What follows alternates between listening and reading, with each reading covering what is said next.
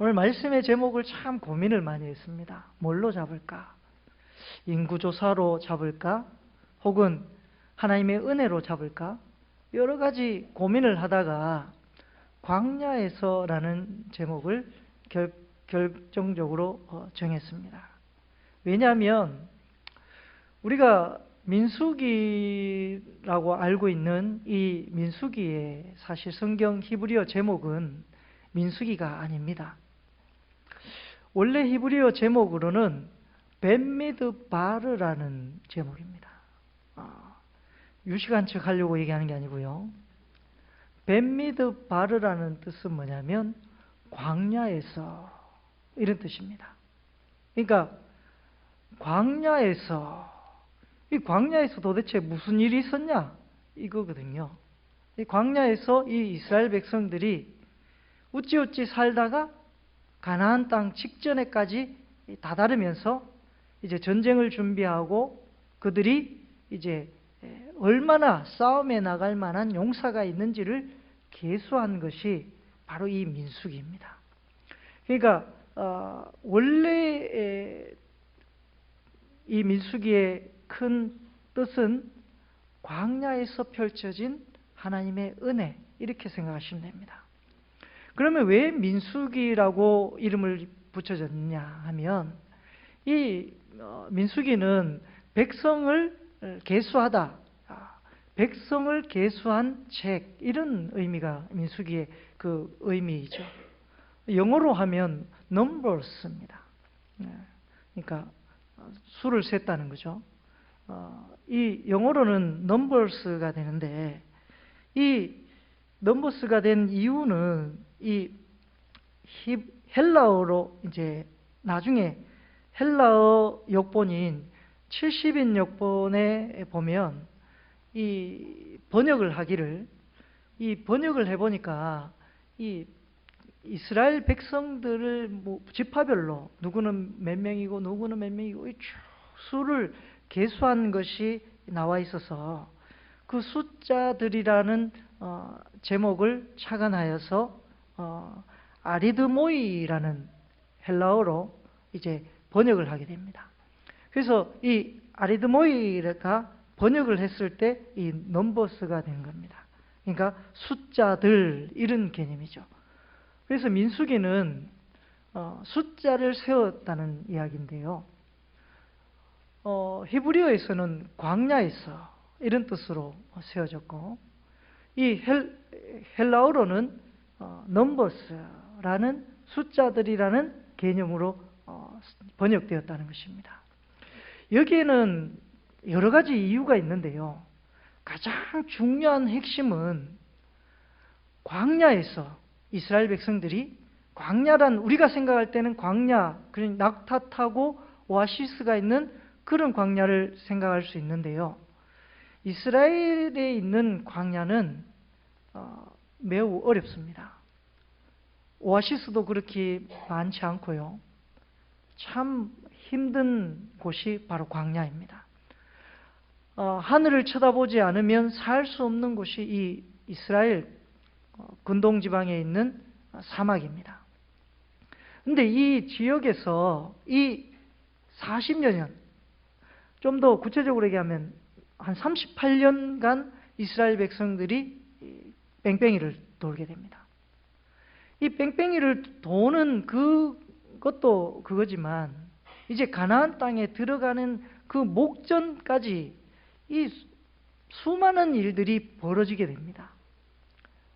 예를 들자면 이스라엘 백성들의 원망, 불평, 우리가 먹을 것이 없어서 여기서 줄여 죽게 만드는도다 하고 모세를 원망하고 하나님을 원망했던 그 이스라엘 백성들, 그 이스라엘 백성들 하나님께서 참으시고 참다 못해 내가 저들을 멸하리라 얘기하면 모세가, 하나님 조금만 참아주세요.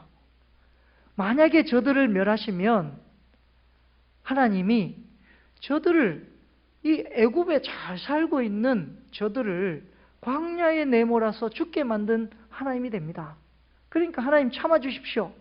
그렇게 얘기하고 모세가 간청하고 하나님께서 모세의 이야기를 들어서 또 살려주고 합니다. 불평불만을 하는 이스라엘 백성들에게 불뱀이 나와서 많은 사람들이 물려 죽습니다. 그리고 이 하나님을 믿고 돛뱀을 쳐다본 사람들은 또 살게 되죠. 이런 여러 모양으로 질병에 걸려 죽고 불뱀에 물려 죽고 이런 어떤 죽은 사람들이 너무나도 많이 있어요. 그래서 그 죽은 사람들이 전부 다 이제 못 들어가고 가나안 땅에 오늘 성경 65절인데요. 여분네 아들 갈렙과 눈의 아들 여호수아 외에는 한 사람도 남지 아니하였더라. 이렇게 성경에 기록되어져 있습니다. 그러니까 갈렙과 여호수아를 제외하고 나머지는 다 광야에서 죽었다는 것입니다. 만약에 이렇게 그들이 다 죽은 것으로 끝이 나면 이 하나님의 은혜가 있다고 말할 수가 없겠죠. 그래서 보면 이 민수기는 두 번의 인구조사가 크게 있었습니다. 첫 번째는 이제 1장에 기록되어 있는데요. 1장에서는 광야 여정 시내산에서 실시한 그 인구조사입니다. 여기에 계수한 인원이 603550, 60만 3,550명이 첫 번째 계수한 숫자입니다. 그런데 두 번째 인구조사는 26장에 나오는데요. 26장에서는 601730입니다. 60만 1730명이 이제 계수하게 되었어요. 그러니까 첫 번째 인구조사에 시내산에서 출발할 때 이 이스라엘 백성들이 시내산에서부터 이들이 광야 여정을 행하는 그 시작 지점에서는 603550이라는 인원이 60만 3,550명이 출발을 했는데 그들이 광야에서 거의 다 죽었어요. 거의 다 죽고 이제 여호수아와 갈렙을 제외하고는 다 죽고 다시 새롭게, 그러니까 광야에서 태어난 2세대들입니다. 광야에서 태어난 2세대들이 계수한 숫자가 601730입니다. 60만 1730명이 이제 가나안 땅에 들어가는 사람이 되는 것이죠. 여러분, 이 사건을 놓고 보면 우리가 단순하게 그럴 수 있겠다 생각하는데요. 과학자들이 혹은 역사학자들이 이야기할 때 이것은 과히 불가능한 일이다라고 이야기합니다. 왜냐하면 여러분 40여 년 동안 자녀를 낳는다고 생각해 봅시다. 밥만 먹고 아만 낳아도 60만 대군을 이룰 수 있어요. 무슨 얘기냐면 적어도 이 싸움에 나갈 만한 사람을 계수했을 때 603550이거든요. 그러니까 60만 정도 되는 장정 곱하기 3 하면 대략적인 그 민족의 인원이 나오게 된다 그래요. 그러니까 아이와 노약자, 여자들까지 포함을 하게 되면 약 적게는 180만, 많게는 250만 정도 되는 많은 사람이었을 것이다라고 이야기합니다. 그 많은 사람이 광야에서 여러분 엄청나게 죽었어요. 다 거의 죽었어요. 그런데 또 250만이 또 생겼어. 불과 40년도 안 되는 생활, 그 광야의 척박한 땅 속에서. 여러분, 광야에 뭐가 있습니까? 먹을 것이 있습니까? 마실 물이 있습니까? 혹은 무엇인가를 잘 가꿀 만한 환경이 됩니까? 그럼에도 불구하고 어떻게 이렇게 250만 정도 되는 사람을 성경에 보면 두 때를 이뤘다고 얘기합니다. 그러니까 500만 정도가 광야에서 살았다는 거예요. 여러분, 이것은 우리가 단순히 산술적으로만 계산해 봐도 엄청난 숫자입니다. 부산 인구가 350만인가 300만 정도 된다고 합니다. 근데 그 정도 되는 그 부산 인구보다 조금 모자라는 사람들이 광야에서 여러분 떼거지로 산다고 생각해 보세요. 그것도 그 떼거지로 사는 사람들이 거의 다 죽고 난 다음에 새로 그만큼 또 생겨났다는 거예요. 광야에서. 여러분 광야에서 먹을 것도 많지 않은데 그냥 애만 낳았나요? 아마 저는 애가 없어가지고 잘 모르겠는데 이 애 놓는 게 쉽지 않을 것 같은데 그렇게 많은 아이를 놓아서 그 아이들이 장성했다는 것이 이것은 하나님의 은혜가 아니고서는 도저히 불가능한 일이라고 이야기합니다. 여러분 그뿐만 아닙니다. 두 번째로 불가사의한 일들을 살펴보면 이 이스라엘 백성들은 누구나 하나님 앞에 뭐를 드려야 됩니까? 번제, 소제, 화목제, 속죄제, 속건제 이 5대 제사를 드려야 합니다. 적어도 누구든지 성인 남자가 되면 여호와의 회에 적어도 1년에 한 번 이상은 가야 돼요. 한 번 이상이니까 평균적으로 1년에 성인 남자 기준으로 1년에 4번에서 5번을 간다는 것입니다. 그뿐만 아니라 여러 가지 이제 그 제사의 종류가 많지 않습니까? 여러 가지 제사의 종류를 다 합쳤을 때는 이 제사를 드리는 숫자가 어마어마하다는 겁니다. 부산 시민 정도 조금 못 되는 250만 정도 되는 사람들이 다 하나님께 죄를 범할 때마다 그 죄를 번제로 하나님께 드려야 되니까 여러분 얼마나 많은 소와 양과 염소가 필요하겠습니까? 그런데 광야에서 그 많은 양과 소와 염소를 기른다? 여러분 가능하겠습니까? 이 대단한 기적입니다. 광야에 풀도 없어요. 가축을 기를 만한 그런 어떤 일들이 많지 않습니다.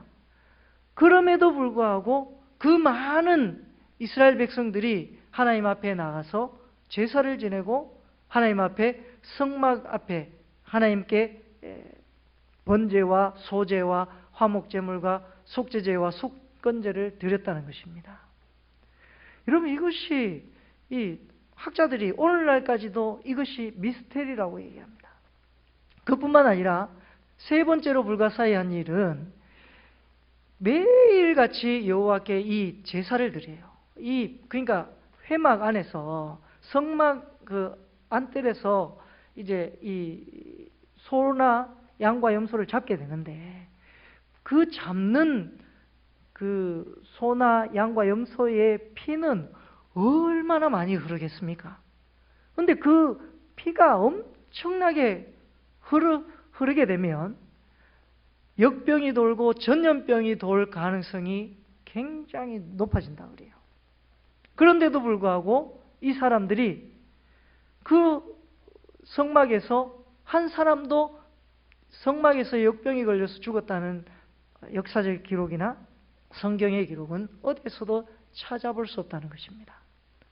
그러니까 이것이 하나님의 은혜와 하나님의 섭리가 아니고서는 도저히 설명할 길이 없는 것이 바로 이 광야의 생활이라는 것입니다.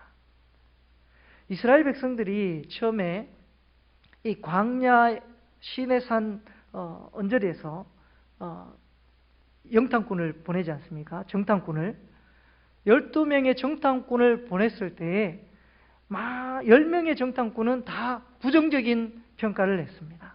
안 됩니다. 우리는 저들에게 밥이고 우리는 그들에게 비하면 메뚜기와 같다. 이렇게 이야기하면서 그 이스라엘 백성들이 전부 다 겁에 질려서 벌벌 떨었습니다. 여호수아와 갈렙만 아니다. 저들은 우리의 밥이다. 하나님이 저들을 우리 손에 붙이셨다. 이렇게 얘기했다가 돌에 맞아 죽을 뻔했지 않습니까? 예전에 제가 말씀을 한번 드렸죠. 그런 어떤 그 광야의 출발 지점에서 그렇게 벌벌 떨면서 엄청나게 이 가나안 땅에 대해서 두려워 떨던 이 이스라엘 백성들이 이제 이 마지막 가나안 땅을 바라보고 있는 상황에서 인구조사를 했을 때에는 완전히 이스라엘 백성들이 달라져 있었습니다. 그래서 이 정탐꾼을 보냈을 때에 이 정탐꾼이 갔을 때에 이 기생 라합이 그 정탐꾼을 보고는 우리가 너희들 때문에 간담이 녹는다. 그러니까 언제 쳐들어올까 전전긍긍하면서 이 가나안 거민들이 두려워 떨고 있다라는 것을 성경에서 이야기해 주고 있습니다.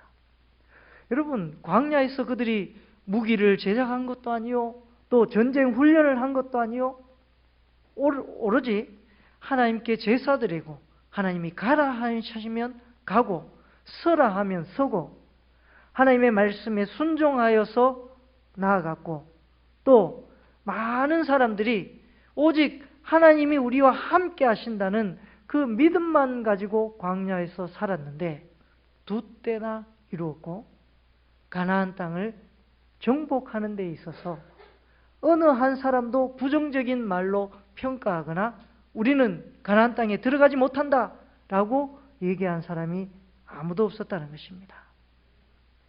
여러분, 이것이 하나님의 은혜요, 하나님의 기적입니다.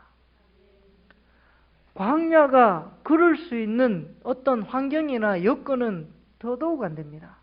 제가 예전에도 말씀드렸습니다만 이스라엘 백성들의 이 광야는 다른 지역은 사막이라서 이렇게 모래가 있습니다만 이 이스라엘 지방의 이 사막은요, 광야는 말 그대로 딱딱한 땅입니다. 이 삽으로 잘 파지지도 않아요. 햇빛이 쬐면 이 땅이 단단하게 굳어가지고 이 땅이 완전히 돌처럼 굳어버립니다. 그래서 이 삽으로 이 땅을 파도 잘 안 파지더라고요. 그런데 또 놀랍게도 비가 오고 비바람이 치고 창수가 나면 물이 막 뒤덮게 되면 이 지형이 갑자기 막 돌변하기 시작합니다. 그래서 이 딱딱하던 그런 돌과 같은 흙이나 모래들이 완전히 쓸려가서 갑자기 이상한 계곡이 형성이 된다거나 이렇게 모래가 막 쓸려 다닐 수 있습니다. 그러니까 자칫하면 비바람을 잘못 맞게 되면 쓸려갈 수 있는 위험성이 있기도 합니다. 일교차가 커가지고 밤에는 굉장히 추워요. 그래서 이 이불이나 담요를 덮지 않고는 좀 자기가 쉽지 않습니다. 자칫 잘못 잠을 청하게 되면 여러 가지 이제 질병에 걸릴 수 있는 환경에 노출되게 됩니다. 낮에는 또 체감 온도상 제가 느끼기에는 한 50도 가까이 올라가는 것 같았어요. 굉장히 뜨겁습니다. 나무 그늘에 가면 좀 시원한데 그래서 막 이렇게 가립니다. 막. 그래서 습도가 거의 없을 정도로 굉장히 뜨거운 열살병에 죽을 수 있는 그런 위험성이 강한 곳이 바로 이 광야입니다. 여러분, 이런 광야에서 이스라엘 백성들이 다른 가나안 거민들의 간담을 높게 만들 정도로 이스라엘 백성들이 단련되고 훈련되어서 그들이 많은 사람들이 두려워할 만한 존재가 되었다는 것입니다. 그것도 그거지만 원래 출애굽할 때에 그들은 거의 다 죽고 남은 사람들이 이제 그 나왔던 무리만큼 남은 사람이 또 남아서 가나안 땅을 들어온다는 것은 대단한 하나님의 은혜고 하나님의 섭리가 아니고서는 결코 불가능한 일입니다. 여러분, 우리가 정말 하나님을 믿고 따라간다는 것은 우리가 광야에 사는 삶과 똑같습니다. 그래서 많은 학자들이 이 출애굽기에 있는 어떤 출애굽 사건을 이 세상과 똑같이 이야기합니다. 우리가 하나님을 믿고 살아가는 그 삶이 마치 이 세상을 살아가는 광야의 삶과 똑같다. 그리고 우리가 근본적인 우리가 가야 할 곳, 저 본향, 천국을 향해서 나아가는 하나님의 백성으로 살아가는 것.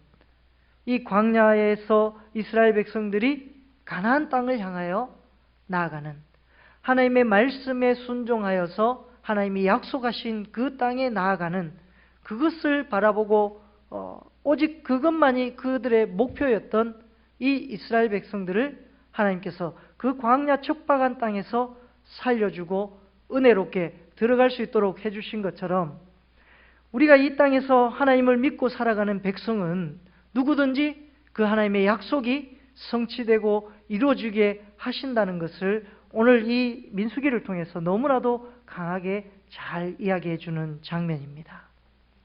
그래서 이 벳미드 바르라고 하는 광야에서라고 하는 이 이야기는 걱정하지 마라.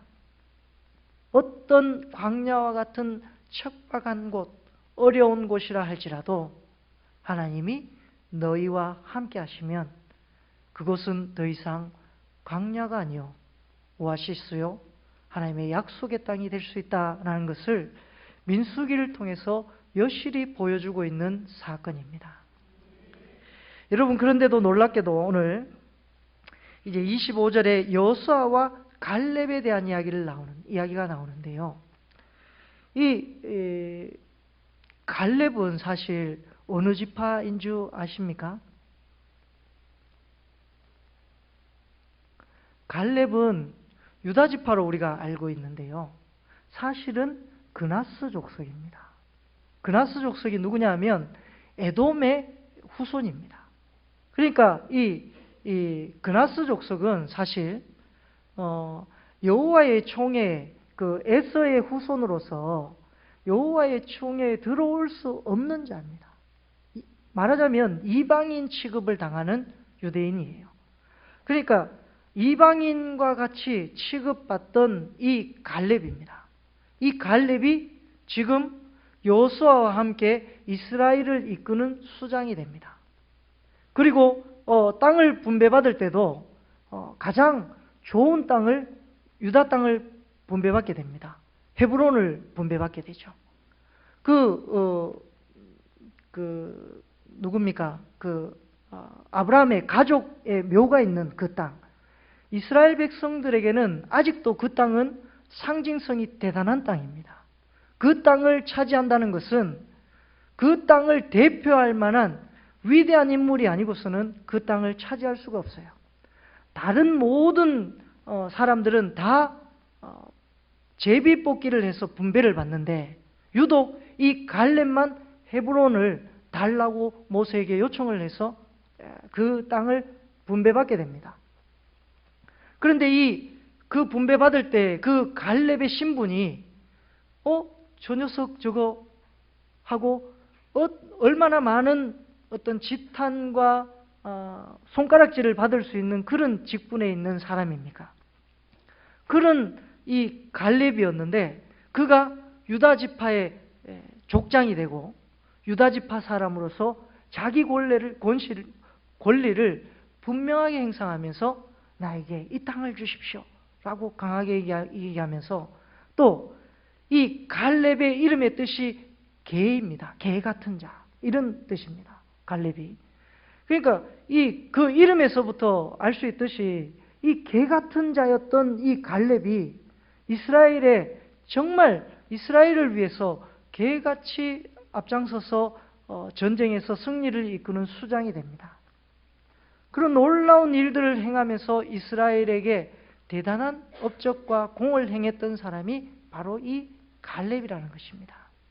여러분, 갈렙은 오직 하나님의 약속만 믿고 나아갔던 사람입니다. 하나님께 순종하는 사람이었습니다. 우리가 광야에서 살면서 비록 개 같은 모습으로 산다 할지라도, 우리가 이 세상에서 살면서 개 같은 취급을 받는다 할지라도 하나님을 믿고 의지하고 순종하면서 나아가는 자에게는 하나님이 반드시 책임지신다는 것입니다. 하나님의 약속을 성취시켜 주신다는 것입니다. 그 하나님의 약속을, 그 하나님의 섭리와 축복을 받아 누릴 수 있는 저와 여러분 되시기를 바랍니다. 그래서 여러분 한번 세워보십시오. 광야에서 내가 이 세상에서 살면서 하나님이 내게 주신 은혜가 얼마나 많은가 한번 세워보십시오. 제 삶만 생각해도 너무나도 많습니다. 제가 하나님의 은혜가 아니었다면 이 자리에 없는 사람이었을 수도 있습니다.